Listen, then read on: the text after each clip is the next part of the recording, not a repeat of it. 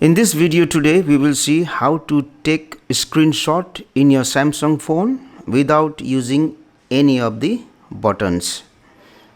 Now, if you want to use button, then you just have to press this power on off button and the volume down button. For example, like this one.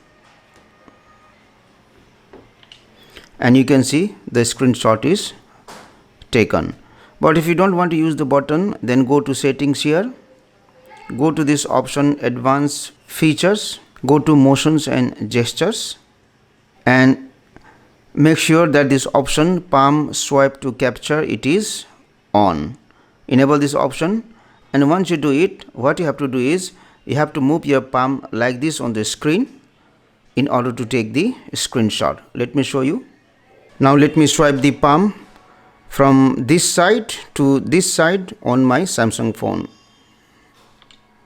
You can see the screenshot is taken. Thank you for watching this video. Please like and comment on the video if you found it helpful. Also click on the subscribe button and hit on the bell icon to get the notification of our latest videos for free.